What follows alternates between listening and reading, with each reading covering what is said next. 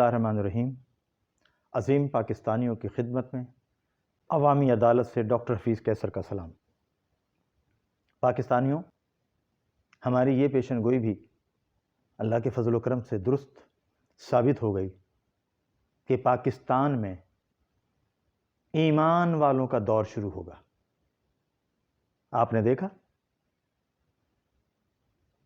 بڑے عرصے ایک بحث چلی کہ مستقبل کا آرمی چیف کون ہوگا۔ عمران خان نے اس بحث کا آغاز کیا۔ زرداری، نواز شریف، شہباز شریف، انہوں نے اس بحث کو اپنے انداز میں آگے بڑھایا۔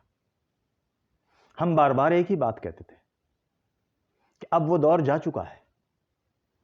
اب صاحب ایمان لوگوں کا پاکستان میں دورہ ہے اور اس کو کوئی نہیں روک سکے گا۔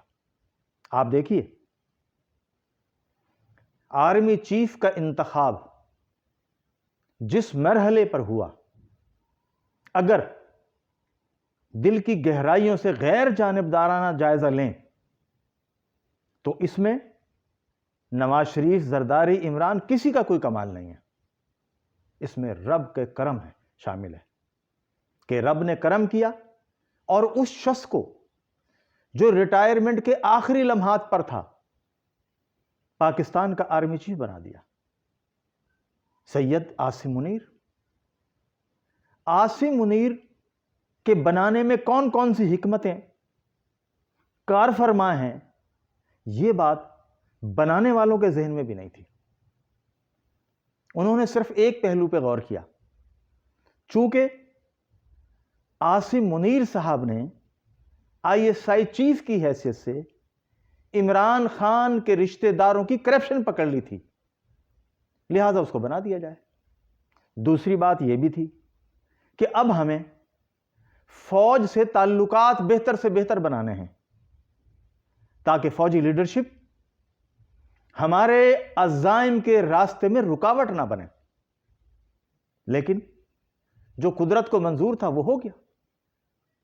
اللہ تعالیٰ نے بلند ترین فوج کا اعزاز ایک ایسے شخص کو دے دیا جو ایک اسکول ٹیچر کے گھر میں پیدا ہوا تھا۔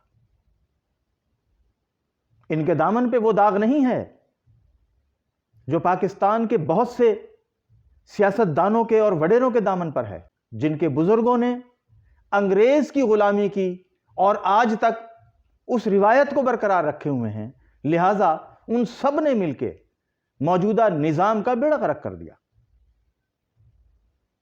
اللہ نے دکھا دیا، اور فوج ایک ایسے ادارے کے طور پر سامنے آئی ہے کہ جس میں قابلیت کی بنیاد پر، کردار کی بنیاد پر، سچائی کی بنیاد پر کوئی بھی شخص بلند ترین مقام حاصل کر سکتا ہے۔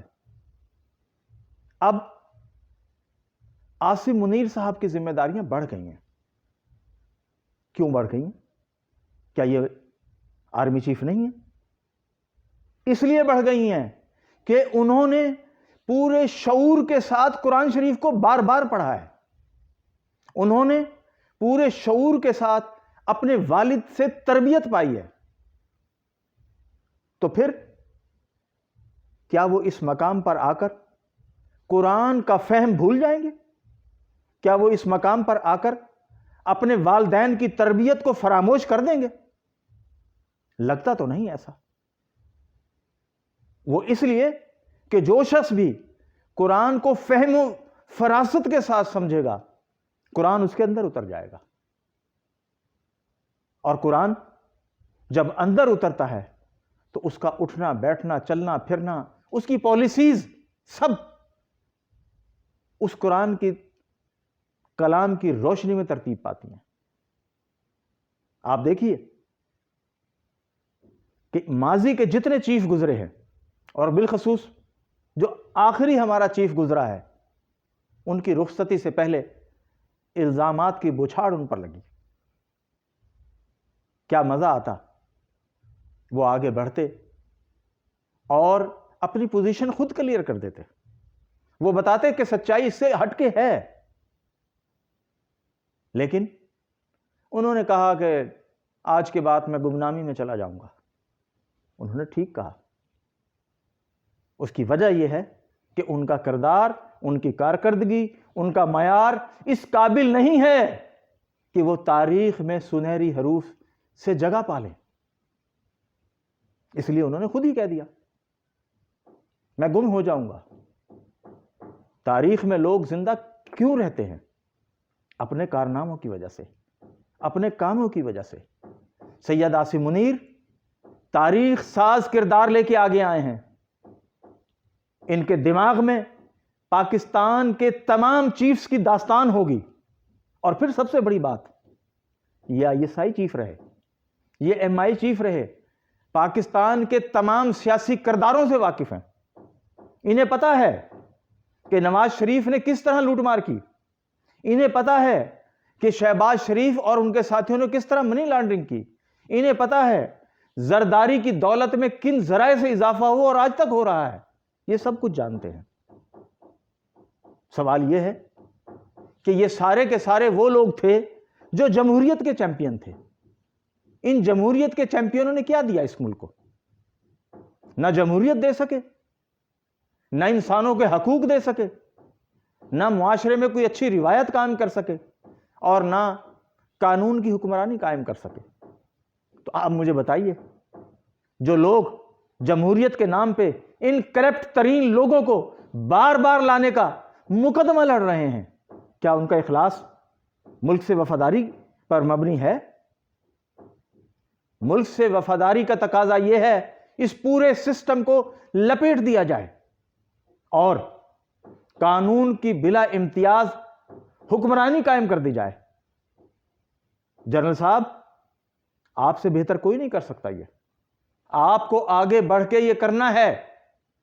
20 کروڑ عام لوگ آپ کو دیکھ رہے ہیں کہ عام لوگوں کا بیٹا آرمی چیف بنا ہے اور عام ہی لوگوں کا بیٹا جوائنٹ چیف بنا ہے. پھر آپ کے پاس کام کرنے کے علاوہ کوئی آپشن نہیں. اور یہ بات آپ بخوبی جانتے ہیں کہ پاکستانی قوم اس وقت شعور کے مراحل طے کر رہی ہے. میڈیا، سوشل میڈیا ہر پہلو سے قوم کو آگاہی دے رہا ہے. بے شمار جھوٹ اور پروپیگنڈا بھی ہے، لیکن کچھ لوگ سچائی بھی بتا رہے ہیں. سچائی یہ ہے کہ آپ کے ہمسائے، آپ کے دوست، آپ کے بزرگوں کے دوست، وہ سب آپ کے خاندان کی سچائی ظاہر کر رہے ہیں. تو پھر آپ کی ذمہ داری دگنا ہو گئی ہے. آپ عوام کی توقعات پر پورا نہیں اتریں گے، خدا نہ خواستہ، تو تاریخ میں آپ سنہری جگہ نہیں پا سکیں گے. لیکن ہمیں یقین ہے آج تک آپ نے جس طرح اپنی سروس کی، اپنی خدمات دیں، آپ کے بھائیوں نے، آپ کے والد نے، لوگ انہیں اچھے لفظوں سے یاد کرتے ہیں. یہ کیسے ہو سکتا ہے کہ آپ تاریخ ساز کردار ادا نہ کریں؟ ہمارا گمان ہے کہ آپ کا انتخاب رب کی طرف سے ہوا ہے، لہٰذا آپ تاریخ ساز کردار ادا کریں گے اور اس پریشان حال قوم کو مشکلات سے نکالنے کا ذریعہ بنیں گے. پارلیمانی نظام نے تو اجاڑ دیا ہے. کچھ لوگوں نے اتنی دولت لوٹی ہے اس ملک کی سیاست کے نام پر، جمہوریت کے نام پر. آپ کے پاس اس کا ریکارڈ ہے، نیب کے پاس اس کے ریکارڈ ہے، ISI MI کی فائل گواہ ہیں. پھر اس ریکارڈ کو استعمال کیوں نہیں کیا جاتا؟ اس ریکارڈ کو استعمال کریں اور پاکستانی قوم کو ایک مسیحا کا روپ میں آپ کو نظر آنا چاہیے. اس کی وجہ یہ ہے کہ یہ قوم اب انقلاب کی متلاشی ہے.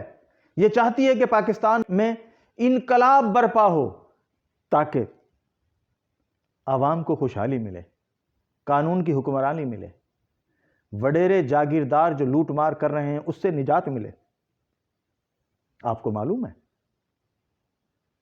کہ ہر علاقے میں، ہر ضلع میں ایک مافیا موجود ہے اور یہ مافیا ضلع سے شروع ہوتا ہے اور ملک تک پھیلا ہوا ہے. تو جو قصے، کہانیاں زبان زد عام ہیں، آپ کے اداروں نے تو ان سب قصوں کو محفوظ کیا ہوا ہے. جہاں ضرورت ہو وہاں اہل اور باصلاحیت جرنلسٹوں سے بھی مدد لی جا سکتی ہے، عوام سے بھی مدد لی جا سکتی ہے۔ وہ یہ بتا سکتے ہیں کہ ان کے علاقے میں کس شخص نے کتنی جلدی وسائل سمیٹے ہیں۔ ظاہر ہے شارٹ کٹ جب کوئی لگاتا ہے وہ انلیگل ہوتا ہے، وہ لیگل نہیں ہوتا۔ تو ملک کی خوشحالی کے لیے انلیگلٹی کو آپ نے ختم کرنا ہے۔ آپ نے بتانا ہے کہ اس دور میں بھی سلطان صلاح الدین ایوبی آ سکتا ہے۔ آپ نے بتانا ہے کہ اس دور میں بھی محمود غزنوی کا کردار ادا کرنے والے آپ جیسے لوگ آ سکتے ہیں۔ آپ کو بتانا ہے۔ اور اگر آپ خدا نہ خواستہ خوشامدیوں کے نرغے میں آ گئے تو وہ آپ سے وہ غلط کام کروا دیں گے کہ جو آپ کا ماضی روشن ہے وہ داغدار ہو جائے گا۔ آپ نے ان سے بھی بچنا ہے۔ آپ نے پاکستان کے 20 کروڑ عام لوگوں میں سے صاف ستھرے لوگوں کی ٹیم تیار کرنی ہے، جو کام ہم بھی کر رہے ہیں۔ ہم چاہتے ہیں کہ پاک فوج اور عوام متحد ہو کر سیسا پلائی ہوئی دیوار ثابت ہوں اور مستقبل کا مارکا مل کر لڑیں۔ ہمارے خلاف سب سے بڑی سازش قرض کی صورت میں ہو رہی ہے، اور قرض نے، بھوک نے، بے روزگاری نے ملک توڑ دیے ہیں۔ میں آپ کے سامنے چند مثالیں رکھ رہا ہوں، اور یہ مثالیں پوری پاکستان کی عوام سوچ لے اور سمجھ بھی لے۔ آپ کو یاد ہوگا ایک ملک تھا یوگوسلاویا، معیشت ختم ہوئی، 8 ٹکڑے ہوئے اس کے۔ کتنے ٹکڑے؟ 8۔ ایک ملک تھا چیکو سلاویا، جب اس کی معیشت بیٹھ گئی 4 ٹکڑے ہو گئے۔ اور ایک جو آج پھر اٹھ کر سنبھلنے کی کوشش کر رہا ہے، روس، اس کے 15 ٹکڑے ہوئے، صرف اس لیے کہ ان کی معیشت اپنے قدموں پر کھڑی نہ رہ سکی، جس کا نتیجہ ملک ٹوٹ گئے۔ اور آج پاکستان معاشی بحران کی زد میں ہے۔ یہ تو اتنے خود غرض لوگ ہیں کہ جنہوں نے ملک لوٹا وہ آج ملک کو ہی پیسے واپس کرنے کو تیار نہیں ہے۔ ویسے عوام کے درد میں، عوام کی محبت میں مبتلا ہے۔ اگر ان سے کہیں کہ جناب آپ کے پاس بڑی دولت ہے، آپ بار بار حکومتوں میں آتے رہیں، اب ذرا ملک کو دے دیجئے کچھ، یہ نہیں دیں گے جب تک قانون کی حکمرانی قائم نہیں ہوگی۔ ایک مثال اور، جہاں معیشت مضبوط ہوئی وہاں 2 جرمنی 1 ہو گئے۔ کتنی خوبصورت مثال ہے۔ اب پاکستان کی معیشت کو مضبوط کرنے کا وقت ہے، اور مضبوط کرنے کے لیے پہلا قدم قانون کی حکمرانی اور موجودہ پارلیمانی نظام بد کا خاتمہ ضروری ہے۔ کسی نہ کسی کو تو یہ کام کرنا تھا۔ جنرل صاحب، آپ خوش قسمت ہیں کہ آپ اس گھر میں پیدا ہوئے جہاں گورے کی غلامی کا کوئی داغ نہیں ہے۔ آپ کے ساتھی جوائنٹ چیف صاحب بھی وہاں پیدا ہوئے جہاں گورے کی غلامی کا داغ نہیں ہے۔ تو آپ تو آزاد ماحول میں پیدا ہوئے، آپ تو پیدائشی 100% پاکستانی ہیں، آپ پیدائشی 100% بہترین مسلمان گھرانے کے فرد ہیں۔ تو پھر آپ کے پاس آپشن نہیں ہے، اب آپ کے پاس کوئی جواز نہیں بنے گا جب آپ جا رہے ہوں گے کہ میں کچھ نہیں کر سکا، میں بے بس تھا، میں مجبور تھا۔ آپ سب کچھ کر سکتے ہیں۔ ملک کے تمام سیاستدان، ملک کے تمام ادارے اور پوری دنیا یہ بات کہتی ہے کہ پاکستان میں سب سے طاقتور شخص آرمی چیف ہوتا ہے۔ آپ جانتے ہیں کہ مارشل لا لگائے بغیر بھی چیزوں کو درست کیا جا سکتا ہے۔ آپ قانون کی حکمرانی کا آغاز تو کریں۔ آپ دیکھیے اس کے اثرات کیا مرتب ہوتے ہیں۔ پاکستان کی معیشت خود بخود کھڑا ہونا شروع ہو جائے گی، اور پھر جب آپ قانون کی حکمرانی قائم کریں گے تو پھر وہ ڈیٹا، وہ ریکارڈ جو I S I, M I, NAB اور دیگر اداروں کے پاس ہے، وہ سب کا سب پروسیس میں آ جائے گا۔ سپریم کورٹ کے جج بھی اس حد تک تیار تو ہیں نا کہ کرپشن پہ کمپرومائز نہیں ہونا چاہیے۔ تو میرا خیال ہے ملک کی خاطر آپ کو سپریم کورٹ کے ججز کے ساتھ بیٹھ جانا چاہیے۔ اس ملک اور قوم کے لیے بڑے بڑے فیصلے کرنے پڑے تو کر ڈالیے۔ اس سے بھونڈا مذاق قانون کا اور کیا ہوگا کہ عدالتیں ایک شخص کو سزا دیتی ہیں اور 50 روپے کے اسٹامپ پر وہ قیدی چلا جاتا ہے۔ یہ کون سی جمہوریت ہے؟ اگر یہ فوجی ڈکٹیٹرشپ کے دور میں گیا ہوتا تو اب تک اس پہ اشتہار لگا دیے جاتے، پبلسٹی کمپین اتنی تیز ہوتی کہ آپ سوچ بھی نہیں سکتے تھے۔ تو یہ عمران خان کی نالائق ترین حکومت کا کمال نہیں ہے کہ چیف منسٹر اس کا، وزیر اعظم وہ خود، اور 50 روپے کے اسٹامپ پہ بندہ بھاگ گیا۔ اس سے بڑا مزاح کا خیز واقعہ نہیں ہو سکتا عدلیہ کی تاریخ میں۔